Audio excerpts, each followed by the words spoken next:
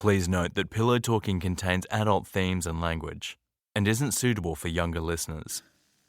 Close the door and dim the lights. Let's talk. I'm Violetta Balhas, and this is Season 1, Episode 1 of Pillow Talking, stories about the stories we tell each other when there's no one listening. In this episode, striking a bargain.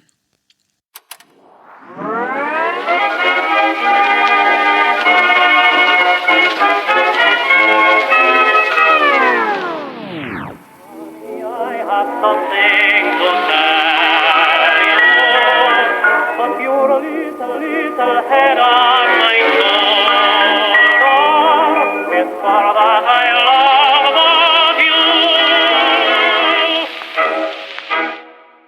you. Welcome to the very first episode of Pillow Talking. The production of this episode is happening as Melbourne, Australia, my home, is emerging from months of strict coronavirus isolation. As we emerge, different countries are headed for their own lockdowns, equally severe if not more so. There's a lot to say about lockdown and isolation, and a lot that has been said, and I don't want to add more except for this. Hasn't ISO been a microscope for relationships? Under the microscope of isolation, the good things have come up in sharp detail, and so have the bad. That's my best metaphor for this whole mess, except that's not saying much because I'm not quite sure that a microscope quite captures it. Sometimes it's been more like a funhouse mirror. I mean, the first proper, all-out fight that my husband Shane and I had in ISO was about 2 hard-boiled eggs. Yeah. Even in large, well-appointed homes, people report living in each other's pockets. It's a lot of enforced closeness. But does closeness equal intimacy? The stories I've heard and read say no, but they do suggest that it's had the power to both enhance it and destroy it. People have had to do a lot of navigating, stepping around and negotiating to make the whole confined together thing workable. The stories I'm presenting today aren't ISO stories, but they are about negotiating. Negotiating is something that happens in most relationships to some degree. Years ago, a woman I used to know told me this. Early on in life, I discovered that manipulation was all right, as long as the person being manipulated got something at least of equal value out of it. Although manipulation isn't in my skill set, at the time this seemed like genius to me. Everybody wins. But some years later, with 0 manipulation attempts under my belt, might I add, I thought about her words again, and what struck me wasn't genius, it was arrogance. That's how deciding what's of value to the other person seems to me now. Negotiating, and even bargaining, on the other hand, is a completely different kettle of fish. In an equitable relationship, each of you has something of value to the other. Each of you gets to lay out what you want on the table. There's back and forth, there's thrashing out, and as long as no one says the C word, compromise, it's got the potential to end up pretty okay for all parties concerned. The 4 stories in this episode feature bargains, some of them small, the kind we make every day, some with the potential to be life-changing. They all happened in the intimacy of the bedroom. Shh, let's listen.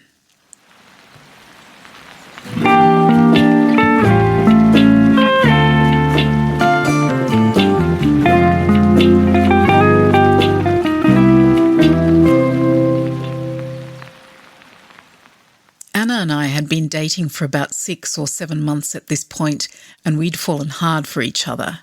It felt like we'd been together forever. I knew all about her. She knew all about me. We knew we loved each other. Even our dogs loved each other. We hadn't planned moving in together yet or getting married, but the relationship was serious and it was on the cards. She was the most remarkable woman I'd ever met.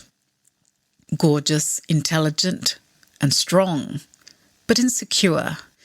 It sounds like a contradiction, but that's how it was. Her insecurities weren't the "does my butt look big in this?" type. They went a lot deeper because she'd overcome a lot in her life. A tough childhood, abuse, some serious shit. and I was ready for it because she was worth it. I wanted to be her safe place, her rock. I know it sounds corny, and I'm not the knight in shining armour type. She didn't need one. But I figured she deserved to relax a bit, have someone she could rely on. Where her insecurities were a problem in the relationship was that she'd regularly ask me these questions, and they felt like tests that I always failed. I knew that she was looking for reassurance, but she was never reassured. Sometimes they felt like a trap. This pillow talk happened after we'd had sex. Great sex, as usual. It was classic post-coital talk, but then it turned. Anna was asking me about my big relationships, again. She wanted to know about the last big one, which I'd ended, and of course she wanted reassurance that I wouldn't end this one without trying to work it out first. I agreed. As usual, she didn't seem satisfied no matter what I said, so I dropped it. It was spoiling the mood. There was some more talk, I forget about what. But 5 or 10 minutes later, she asked about my first great love, an older woman who broke my heart when she ended our relationship. Keep in mind that this happened when I was 18 and the older woman was 21, and it's been well over a decade at this point. And Anna's tone is playful, but a pretend playful that used to make me break out in a sweat. So then she asks me whether I ever got over her because your first great love is your first great love. And didn't give me time to answer before saying something like, "We've only been together 6 months. What would you do if she reached out on Facebook and wanted to see you?" This was it, a full-on trap, like those during the Vietnam War that were full of spikes and shit. All of a sudden, I could see our lives together, marriage, kids, and her never feeling secure no matter what I did. And I like to think I'm a good guy. Never played around, never would. It's not me. But years of this sounded exhausting and just not fair to her either, because obviously I couldn't give her what she needed. I knew I had to confront it and risk losing her, or just do my best to reassure her now, even though I knew she wouldn't be, and risk even more when we'd been together in the long term. I got really serious, and I think stern. Part of me stood aside and listened, and I remember thinking that I sounded a little like my dad, who's a solid guy, by the way, but you don't mess with him. I said, "So let me get this straight. You don't like the idea that I've ended a relationship because you're afraid I'll end this one, and you don't like the idea that I was dumped because you're afraid I'm not over it." She tried to make a joke, but I pulled her back. "You realise this is a no-win situation for me, right?" Then I said, "We're adults. We have histories. What do you want?" She got serious. I think she got a little teary, but I just kept pushing and pushing, just kept asking her what she wanted, and I wasn't going to drop it. I had turned the tables, but it wasn't that I wanted to win. I just wanted to sort this shit out. I wanted her and I wanted it to work. She wouldn't answer, so I just kept suggesting stuff and she kept shaking her head. I had a ridiculous thing pop into my head and said it because I was running out of things to suggest. "Is it that you somehow want to be my first and my last? My one and only?" And she shrugged and started crying for real. Wow, that was it. And it was a sucker punch. It literally felt like I'd been punched in the guts. I knew her history and I knew why she felt this way, but she was literally asking for the impossible. I literally couldn't win. So we lay there and I didn't know what to say or what I could do, because if she wanted the impossible, then it was over. Eventually I thought, what the hell, here goes nothing. And I told her I loved her and that I understood. And I said, "What if every day I work really hard to make you feel like you're the one and only? Would that be okay?" It was probably just a few seconds, but it seemed like forever. She nodded and gave me this smile, and I took her into my arms, and I've never felt more relieved in my life. We were engaged a couple of months later, but to me, that question felt like I was proposing, like that question and our answer was our real commitment to each other. Our relationship changed. Also, looking back, I think my relief was also because it gave me something to do. I'm a guy who works with his hands, and I used to feel trapped and helpless by Anna's questions, but after the conversation I had something to do, a plan of action. We've been together now a little over 3 years and going strong.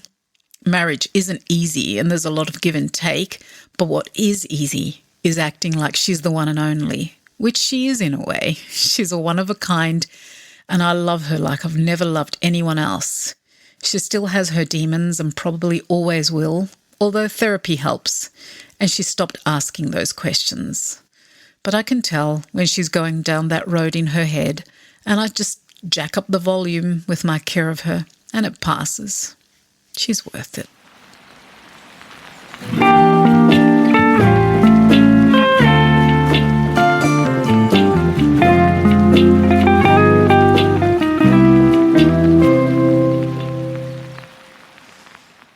James is the love of my life. He's the kindest man I have ever known and the best friend I have ever had. We've been together for nearly 7 years. We're pretty quiet folk, happy to potter around home in our garden with our 2 dogs. So we're lying in bed reading and quietly hanging out as we do most nights before we go to sleep. We hear one of the dogs get up and flap their ears, which means they're restless and need to go outside before they go to bed. There's a bit that we do inspired by the Himalayas scene in The Secret Life of Walter Mitty. In this scene, at great altitude, Walter Mitty is trying to convince the Sherpas to take his gear up to the top of the mountain, and they emphatically are letting him know that he will continue up while they return down to the base. On hearing the dog, James immediately starts pointing vehemently at me, then down the stairs, then back at me again. You go let them out. I shake my head, then place my palms down, smoothing the air outwards. No dice. Then I gesture wildly at him, then down the stairs. You go let them out. He looks at my face and cracks up laughing. I'm folding my lips and making my angry face, which never fails to make him laugh and always escalates my annoyance. On this particular night, on his next turn, James points at me, then makes a gesture with his index and middle finger like he's shooting a basketball, which means close your eyes. We'd seen it recently in a TV show. It was quite a sinister gesture, and when he built it into this routine, it cracked us up so much that we both laughed till we had tears streaming down our cheeks. On this occasion, I put the dogs out. He earned the win. This conversation made me feel so light and so connected. It's fun that we have these routines, and the game of adding new gestures and surprising each other with variations is silly and sweet and makes us both laugh. He helps me to play when I have a tendency to be serious and introspective. This particular pillow talk stayed with me because I love those moments when a bit pays off and there is some twist or turn that makes it very funny, even if it's only to us.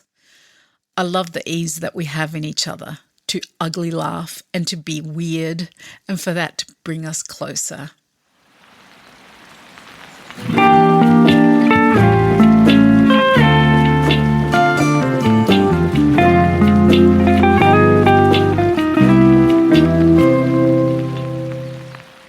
He's my boyfriend of 4 months. The day that this happened, we were just chilling on the bed in my bedroom. He was looking at me, stroking my hair and face. It was one of those quiet, beautiful moments.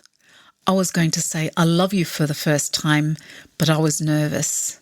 My ex had really hurt me, and I never thought I'd say it again or want to say it. But the day before, I'd read this thing that talked about saying I love you, not to hear it back, but to be true to yourself. I really wanted to tell him, but also didn't want him to feel like he had to say it back.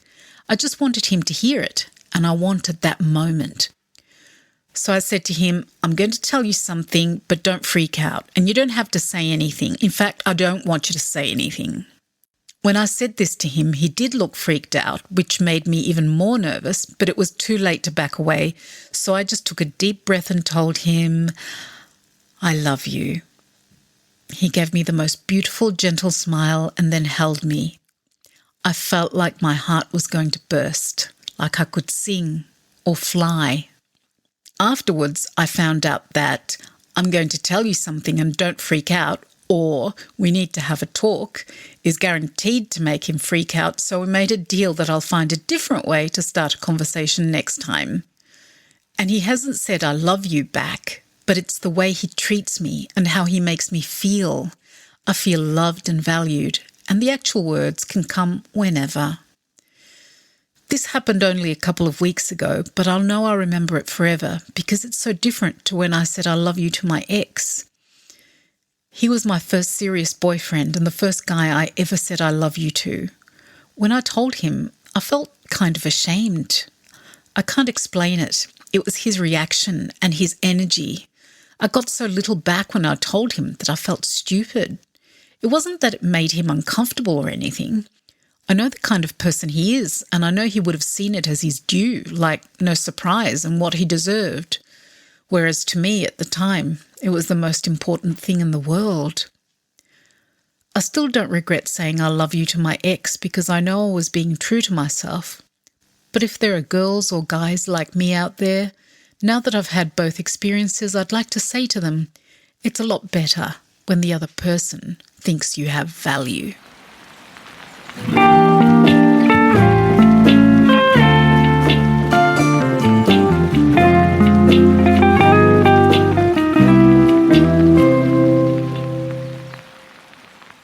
I went to a nightclub and brought a guy home. He was just really sweet, a nice Italian boy. This will become relevant in a minute. So when we fell asleep after sex, it was fine for him to stay the night. In the morning we woke up and it was lovely, a little awkward, but in a nice way, and he actually went out to the kitchen and made proper coffee with one of those Italian coffee pots that we never used. An old flatmate had left it behind.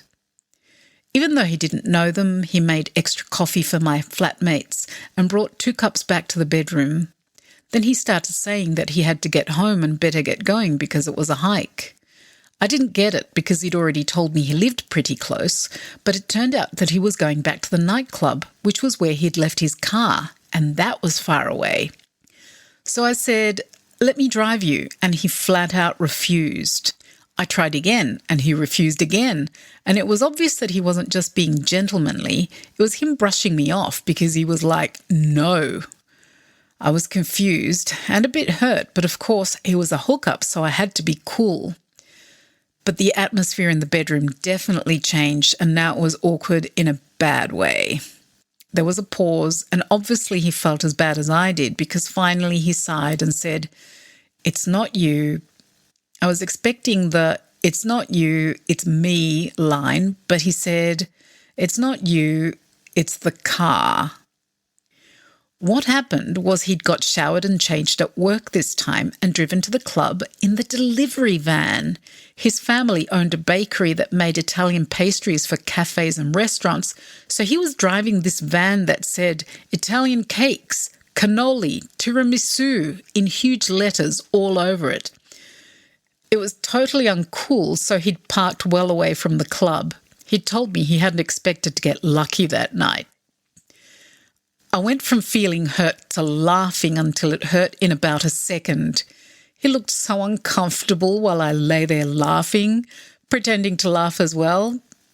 Eventually the conversation turned to whether we'd see each other again, and he said that it would be great if I could stand being with such a dork. I told him I could if he brought tiramisu. That broke the ice.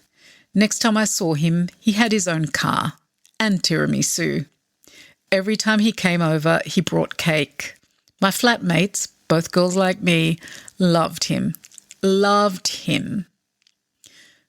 The conversation stayed with me because it was just so funny. Also because it was such a nice relationship to have. We were together for a few months and it was just fun. No fighting, not even when we stopped seeing each other. I think that when your relationship is based on cake, it may be impossible for it to be a bad relationship.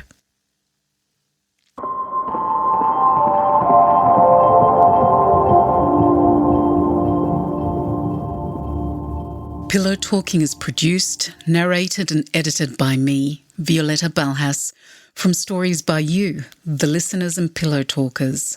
Music is by Radovan Jekic.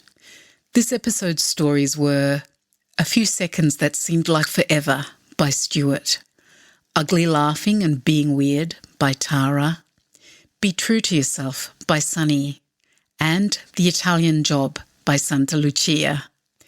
This podcast wouldn't exist without people choosing to share their intimate conversations.